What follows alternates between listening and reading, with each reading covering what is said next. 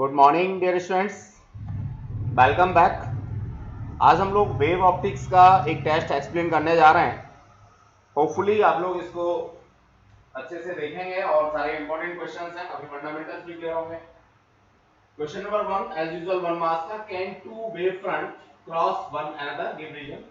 Dear electrostatic field lines वाला concept आप लोगों को याद होगा। कोई भी दो वेक्टर क्वांटिटी आपस में इंटरसेक्ट नहीं कर सकती, क्योंकि इंटरसेक्शन पॉइंट पे दो टेंजेंट ड्रॉ कर सकते हैं और दो टेंजेंट ड्रॉ करेंगे तो एक ही क्वांटिटी की दो डायरेक्शन होंगे, ऐसा पॉसिबल नहीं है।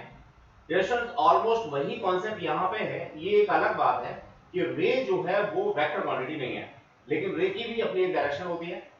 जब दो रे इंटरसेक्ट करेंगी एक जगह पे तो दो टेंजेंट ड्रॉ हम कर सकते हैं, और दो टेंजेंट ड्रॉ कर सकते हैं तो दो डायरेक्शन हो सकती है। इसका मतलब दो रे भी आपस में एक ही सोर्स की इंटरसेक्ट नहीं करेंगे।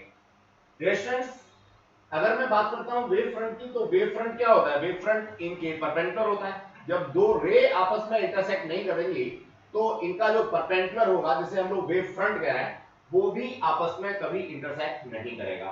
तो रीजनिंग इसमें देने की जरूरत नहीं है।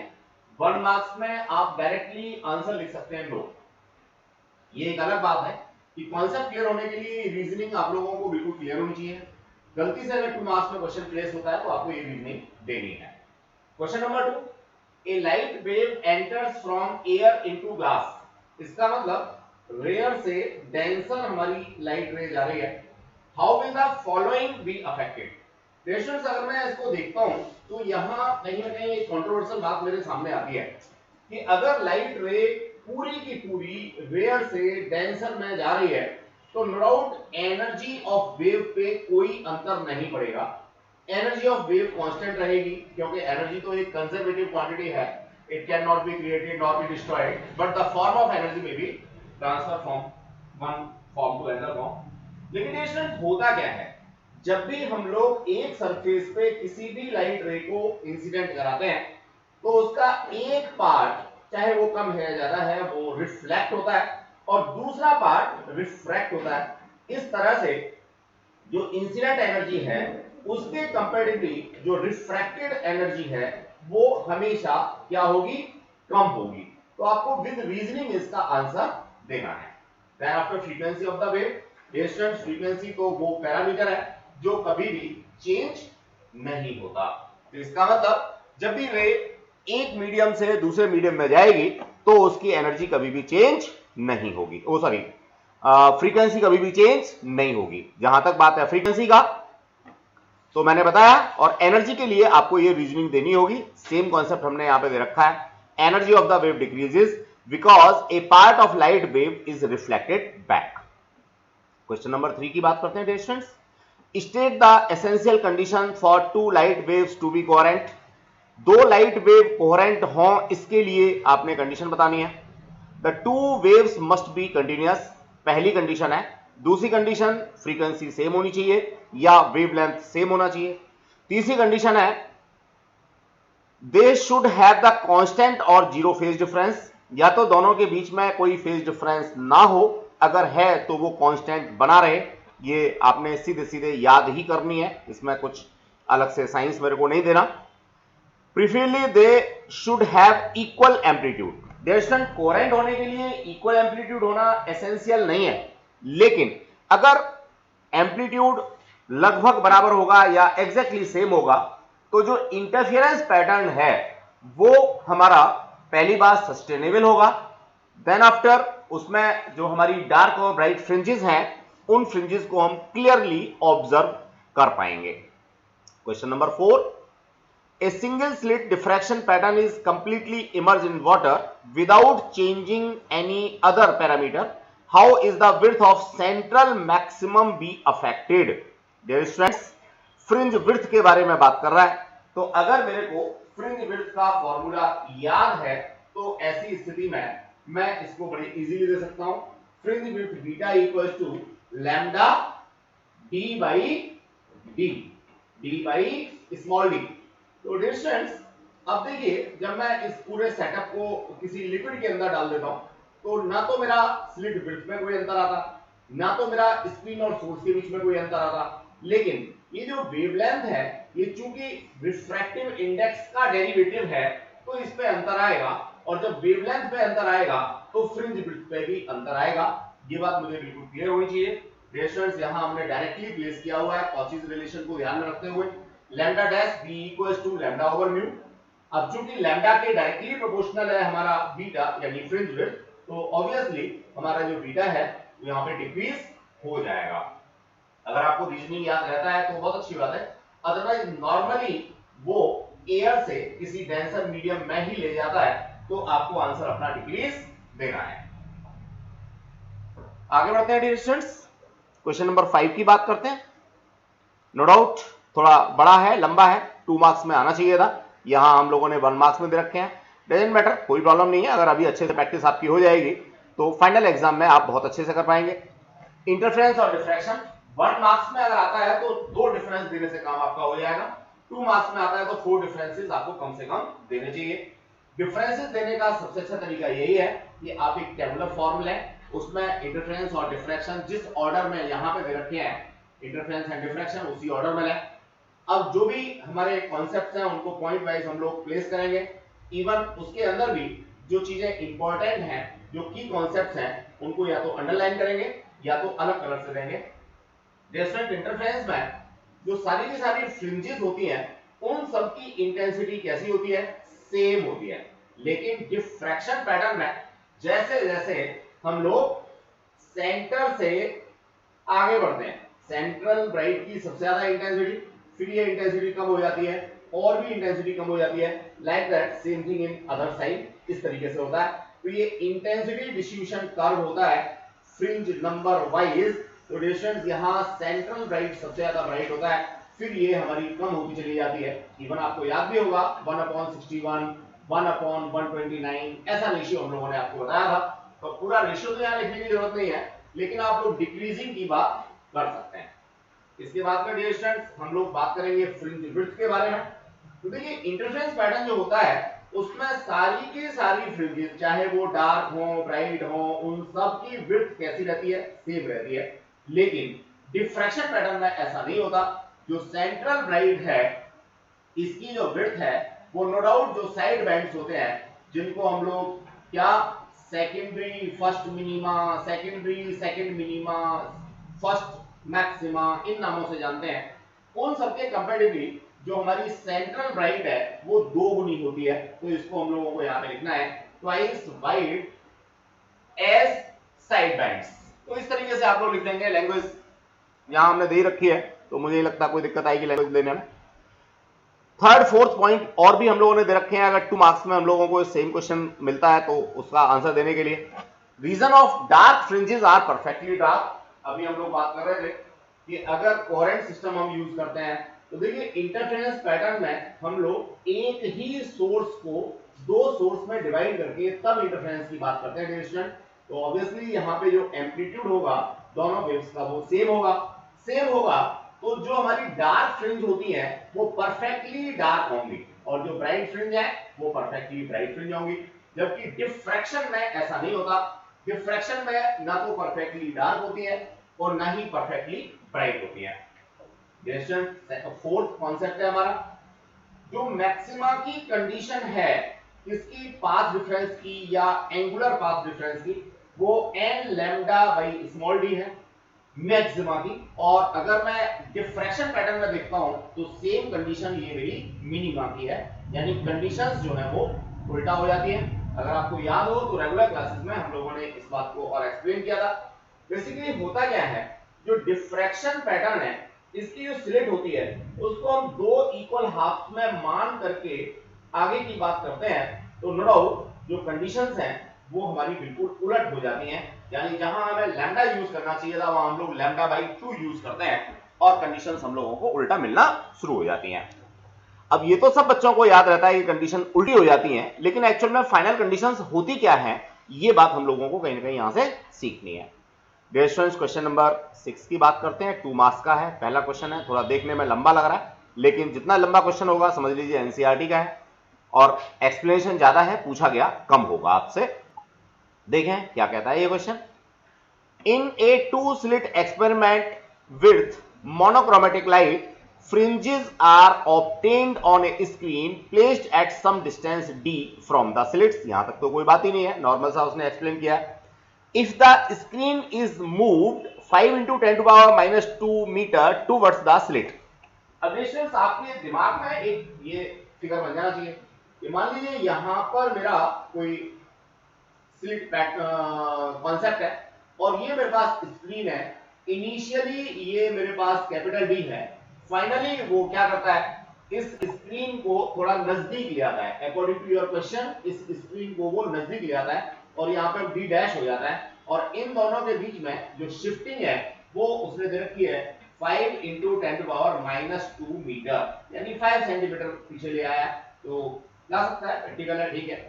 चलिए, तो distance toward the slits the change in fringe width, इसका मतलब पहले केस में यानी रेड वाले केस में अगर फ्रिंज विड्थ बीटा है तो जो ब्लैक वाला स्क्रीन कॉन्सेप्ट है उसमें मान लीजिए बीटा डैश है, तो इन दोनों के बीच का जो डिफरेंस है वो उसने यहाँ पे दे रखा है 3 into 10 to power minus 5 metre.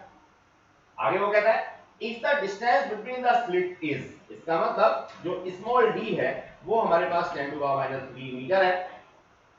Calculate the wavelength of the light use, आपको क्या करना है, वेवलेंथ यूज करना है। देखने में लंबा लग रहा है डियर स्टूडेंट, लेकिन सिंपल सा दो कॉन्सेप्ट है, एक बार कैपिटल ये रेड डी, एक बार ब्लैक डी या डी डैश, एक बार रेड आपका बीटा, दूसरे बार बीटा डैश या ब्लैक वाला बी डैश।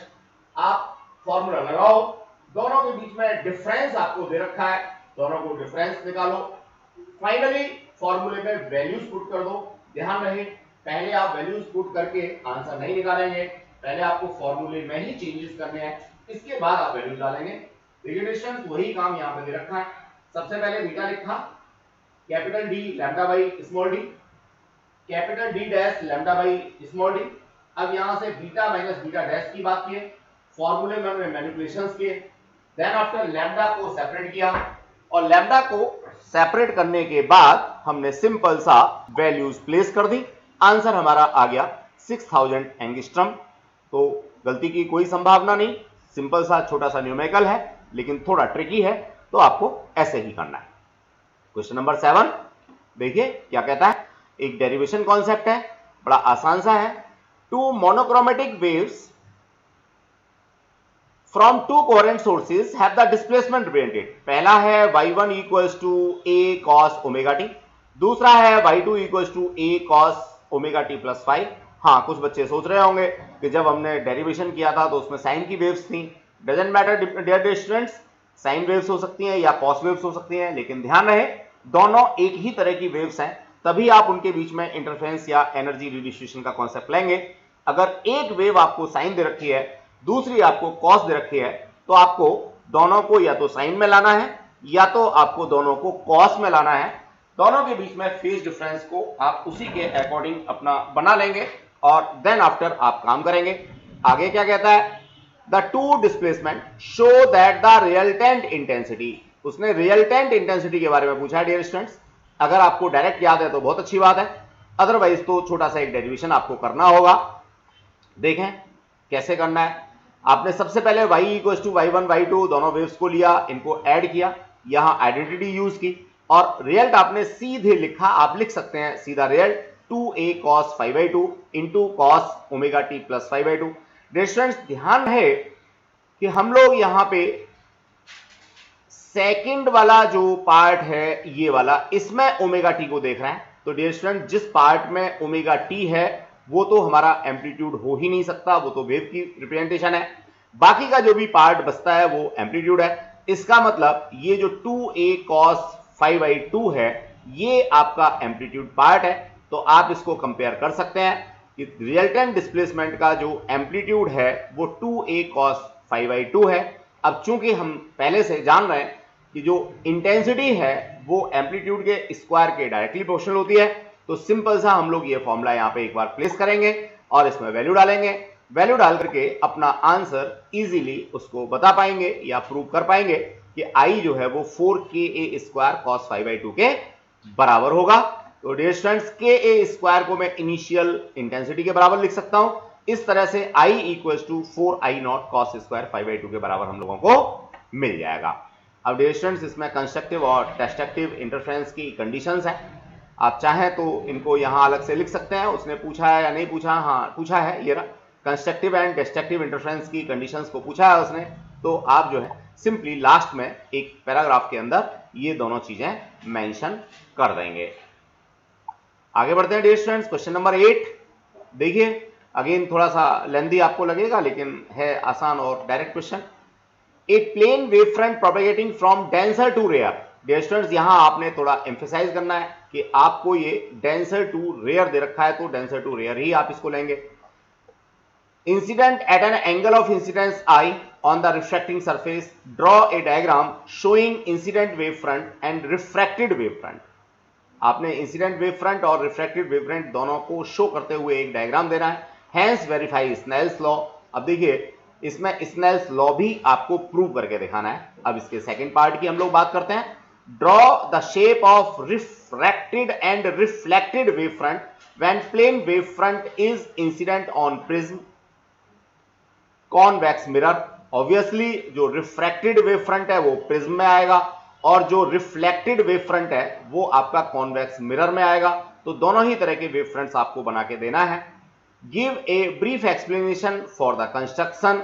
आप जो यहाँ पे कंस्ट्रक्ट करेंगे उसका एक ब्रीफ एक्सप्लेनेशन भी आपको देना है। तो डियर स्टूडेंट ब्रीफ एक्सप्लेनेशन में 3-4 लाइनें आप लिखेंगे तो चलेगा, बाकी तो डायग्राम ही आपने देना है।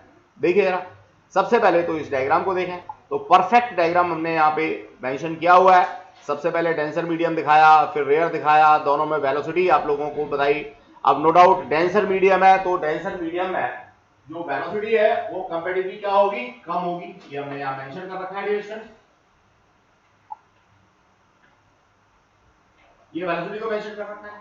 इंसिडेंट वेव फ्रंट दिखाया, रिफ्रैक्टेड वेव फ्रंट दिखाया, इंसिडेंट एंगल, रिफ्रैक्टेड एंगल, सारी चीजें इसके ऊपर डिनोट की। इस डिस्टेंस को in terms of velocity and time लिखा, इस डिस्टेंस को in terms of velocity and time लिखा। डियर स्टूडेंट्स ये चीज हम लोग यहाँ पे मेंशन करेंगे और सिंपली ऊपर वाले ट्रायंगल से और नीचे वाले ट्रायंगल से sin i और sin r की वैल्यू डालेंगे, दोनों को डिवाइड करेंगे, वेलोसिटी के टर्म्स में हम लोगों को मिल जाएगा और ये एक कांस्टेंट के बराबर होगा। 3 लाइन का डेरिवेशन है डियर स्टूडेंट्स।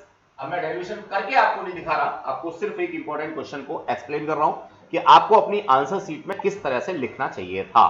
तो इस तरह से आपको स्नेल्स लॉ का प्रूफ देना है 3 लाइन में। डायग्राम अगर आपका प्रॉपर है, सारी लेबलिंग है जैसा हमने यहाँ पे करके दिखा रखा है, तो आपको डायग्राम ये जो डेरिवेशन है बहुत छोटा सा ही करना है। अब एक्सप्लेनेशन की बात करें तो अगेन बड़ा सिंपल सा है। देखिए क्या, the time taken by any disturbance to travel from incident wave front to reflected wave front be same, यही क्लू है। अब रिफ्लेक्टेड वेव फ्रंट हो या रिफ्रैक्टेड वेव फ्रंट हो, दोनों ही केसेस में जो टाइम है वो कैसा होगा, सेम होगा डियर स्टूडेंट्स। डायग्राम की बात करें, ये प्रिज्म के लिए कॉन्सेप्ट दिया, आप चाहें तो इसमें एक रे और भी दिखा सकते हैं। सिंगल रे से दिखाना थोड़ा सा ज्यादा अच्छा नहीं माना जाता, तो आप ये दिखाएंगे और फर्दर ये दिखाएंगे, यहाँ पे 90 डिग्री, यहाँ पे 90 डिग्री, ये आपकी रे। इस तरह से रिफ्लेक्शन का कॉन्सेप्ट दिया है। ये इंसिडेंट वेव फ्रंट है और ये हमारे पास कॉन्वेक्स मिरर है। टकराने के बाद जो पोल से निकल रही थी रे, वो तो बिना किसी चेंज इन पाथ के उसी पाथ को ट्रेस करते हुए वापस आएगी और ये वाली रेज जो है वही I = R का कॉन्सेप्ट देकर के हम लोगों को रिफ्लेक्टेड मिलेंगी। अब चूंकि टाइम इंटरवल जो है वो A से A' पहुंचने में जितना भी टाइम लगेगा उतना ही टाइम C से C' में लगेगा या B से B' में लगेगा। अगर मैं डिस्टेंस वाइज कंप्यूट करता हूं तो मुझे ये वेव फ्रंट यहाँ पे मिल जाएगा। वेव फ्रंट और वेव के बीच में आपको 90 डिग्री का एंगल यहाँ पे और भी शो कर देना चाहिए। तो इतना छोटा सा था। आप देखेंगे कुछ बच्चों ने जब आंसर शीट्स को फ्रेम किया तो उनको ये थोड़ा सा समझ में नहीं आया कि किस तरह से लिखना है। पता लगा कि उनको पेपर लेंथी लगने लगा। तो डियर स्टूडेंट पेपर लेंथी नहीं था, बस थोड़ा ट्रिकी था कि आप किस तरीके से क्वेश्चंस को मैनेज करेंगे। Next question dear students again wave front के बेसिस पे ही है। Define a wave front how it is different from ray. अब रे और वेव फ्रंट के बीच में क्या अंतर है? ऑब्वियसली बहुत बड़ा अंतर है, लेकिन कई बार हम सोचते रहते हैं कि क्या लिखें क्या लिखें क्या लिखें। तो बेसिकली वेव फ्रंट जो है वो बहुत सारी रेज या बहुत सारी वेव्स का प्रोपेगेशन साइड का सेम फेज के पॉइंट्स का लोकस है, जबकि रे जो है वो पर्टिकुलर किसी एक एनर्जी प्रोपेगेशन को शो करने का तरीका है डियर स्टूडेंट्स। आगे इसका बी पार्ट है, वेव फ्रंट की शेप बतानी है डिफरेंट केसेस में, जैसे light diverging from point source, तो ऑब्वियस है स्फेरिकल वेव फ्रंट होता है, सब जानते ही हैं। Light emerging out convex lens, convex lens से बाहर निकल रही है। फिर आगे कहता है using Huygens construction of secondary wavelets draw a diagram showing the passage of plane wave front from denser to rare medium dear students. ऊपर भी यही क्वेश्चन था, वही डायग्राम आपको यहां नीचे दोबारा देना है, सिर्फ आपको घुमाने के लिए एक अलग तरीके से क्वेश्चन को यहां दिया हुआ है। सॉल्यूशन देखें। सबसे पहले वेव फ्रंट की definition, locus of all such points of the medium which have the same phase, बस इतना ही लिखना है, इससे ज्यादा कुछ नहीं लिखना डेफिनेशन में। अब डिफरेंसेस की बात करें हम लोग, देखिए a ray is normal to wave front at each point, बहुत अच्छा सा, दोनों के बीच में पाथ को लेकर के डिफरेंशिएट किया, बाकी जो अभी मैंने डिफाइन दी थी आप उस डिफाइन को भी दे सकते हैं। ए रे incidence the direction of propagation of the wave while the wave front is surface of constant phase points।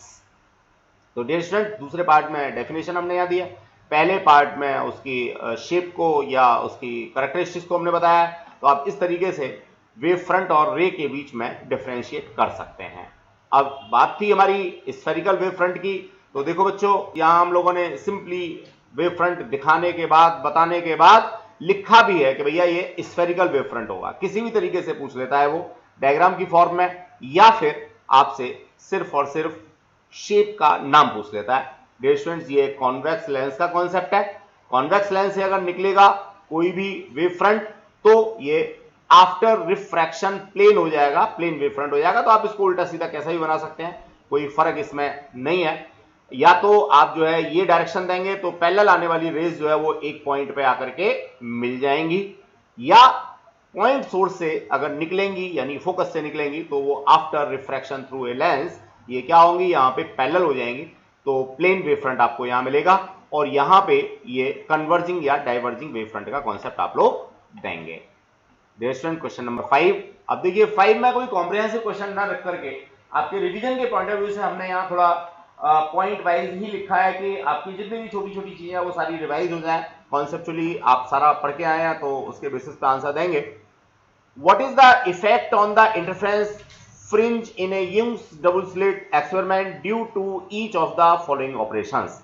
इसका मतलब डियर स्टूडेंट्स आपको बीटा के बारे में ही बात करनी है, तो बीटा का फॉर्मूला अगर किसी बच्चे को याद है तो वो बड़े आराम से सारे के साल से आंसर को दे पाएगा, अदरवाइज तो उसको आंसर को देने में प्रॉब्लम होगी। आंसर देने का तरीका भी सबसे बड़ा यही है, सबसे बढ़िया यही है कि beta equals to lambda capital D by small D, आप इस तरह से लिख लेंगे, यहां बता देंगे wavelength used, distance between screen and source, distance between two slits, और दैट इज फ्रिंज विड्थ। अब रिलेशन क्या एक एक करके हम लोग देखते हैं, देखिए फॉर्मूला में हमने ऐसे ही रखा है ये। अब ए पार्ट क्या है, when the source is moved away from the plane of the slit the distance d increases। Dear students बड़ा मजेदार सा सबसे पहला क्वेश्चन जो 1 मार्क्स का था वो इसका न्यूमेरिकल पार्ट था, और अगर यहां हम लोग देखते हैं पहला था या दूसरा क्वेश्चन था मुझे याद नहीं, आप देख लेंगे, और ये वाला पार्ट जो है वो इसने यहाँ कॉन्सेप्चुअली दे दिया है, तो you may go through beta is directly proportional to D या लैम्डा बाई डी, तो आप जो है ये एक्सप्लेनेशन दे देंगे इसके बेसिस पे, तो यहां पे ये क्या होगा, कांस्टेंट रहेगा डियर स्टूडेंट्स आपके क्वेश्चन के अकॉर्डिंग। अब मैं बात आगे करना चाहूंगा सेकंड पार्ट की, the monochromatic source is replaced by another monochromatic source. देखिए यहां मजेदार सी बात है, जनरली क्वेश्चन आपसे पूछा जाता है कि monochromatic source is replaced by white light, लेकिन यहां उसने व्हाइट लाइट नहीं कहा, उसने एक दूसरा मोनोक्रोमेटिक सोर्स ही यूज किया है। तो डियर स्टूडेंट्स जैसा मैं ऊपर फॉर्मूला में देख रहा हूं, beta is directly proportional to lambda, hence why अगर मेरा वेवलेंथ बढ़ रहा है तो बीटा भी बढ़ जाएगा, वेवलेंथ कम हो रहा है तो वेवलेंथ बीटा भी मेरा कम हो जाएगा। नेक्स्ट है डियर स्टूडेंट सी पार्ट इसका, the separation between the two slits is increased. चलो भाई देखो beta is equals to lambda capital D by D, again तो स्मॉल डी और बीटा के बीच में रेसिप्रोकल रिलेशन है, तो आप इसी के बेसिस पे अपना आंसर देंगे कि अगर आप स्मॉल डी को इंक्रीज कर रहे हो तो आपका बीटा डिक्रीज हो जाएगा। यहां मैं थोड़ा सा और क्लियर करना चाहूंगा ये क्वेश्चन, कि अगर वो मोनोक्रोमेटिक लाइट की जगह यहां कहते हैं व्हाइट लाइट, तो देखिए व्हाइट लाइट में क्या हो जाएगा, सिंपल सा, जो सेंट्रल ब्राइट है वो तो ब्राइट ही रहेगा, उसमें तो कोई अंतर नहीं होगा। लेकिन चूंकि बीटा मेरा डायरेक्टली प्रोपोर्शनल है लैम्डा के, तो जो रेड फ्रिंज बनेगी उसकी चौड़ाई सबसे ज्यादा होगी। इसके बाद अगर मैं येलो की बात करूं तो येलो वाली जो फ्रिंज बनेगी उसकी जो बीटा होगी वो सब क्या कम होगी। तो मैं ऐसा समझ सकता हूं कि रेड फ्रिंज के अंदर बाकी सारे कलर की जो फ्रिंजेस हैं वो कॉन्साइड करेंगी, तो आपको अगेन एक कलरफुल कॉन्सेप्ट मिलेगा। और जो ब्राइट फ्रिंज का कॉन्सेप्ट है सेंट्रल ब्राइट का, वहां आपको एक तरह से व्हाइट ही मिलेगा, बिकॉज ऑफ सारी की सारी वेवलेंथ जो है वहां पे प्रेजेंट होंगी। क्वेश्चन सी पार्ट हम लोग कर चुके हैं, बता दिया। अब डी पार्ट देखते हैं, इसका डी पार्ट क्या था।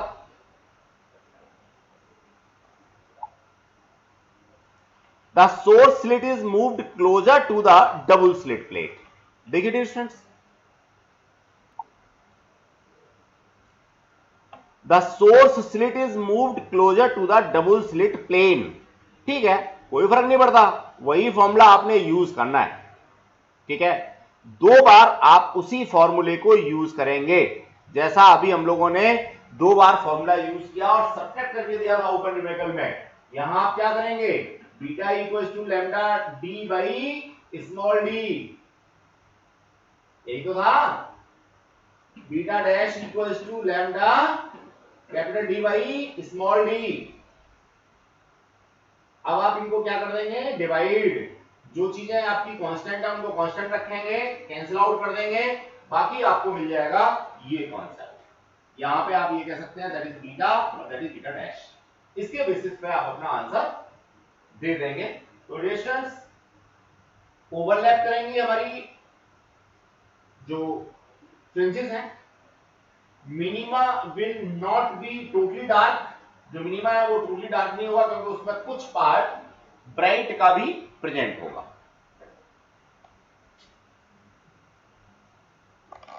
नेक्स्ट ई पार्ट की बात करते हैं dear students. The width of source slit is increased. जो सोर्स स्लिट है उसकी विड्थ, डियर स्टूडेंट्स अगर सोर्स स्लिट की विड्थ को हमने चेंज किया तो इंटरफेरेंस पैटर्न की जगह पे डिफ्रैक्शन पैटर्न हम लोगों को मिलने लगेगा। मैं यहाँ एक बार फिर क्लियर करना चाहूंगा इस कॉन्सेप्ट को, रेगुलर क्लासेस में तो हमने बहुत अच्छे से कर ही रखा है, यहां पर देखेंगे ये आपके पास डबल स्लिट का कॉन्सेप्ट, इन दोनों के बीच की जो स्मॉल डी है वो 1.5 mm के पास होती है, और जो स्लिट की विड्थ है इसको मैं क्या कह सकता हूं, चलो डब्ल्यू कह देता हूं। डब्ल्यू जो है वो मेरा काफी छोटा होना चाहिए वेवलेंथ यूज से, जो भी वेवलेंथ आप यहां से यूज करते हो।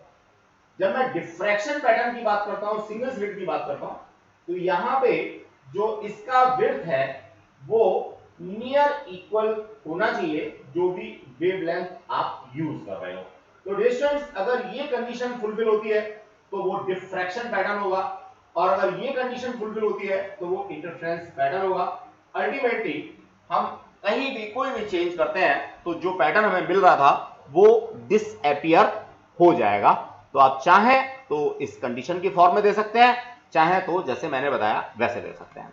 The width of two slits are increase, again dear students वैसा ही कॉन्सेप्ट, बस पहले में हमने क्या किया था, डिक्रीज किया था, और दूसरे में हम लोगों ने इंक्रीज किया है।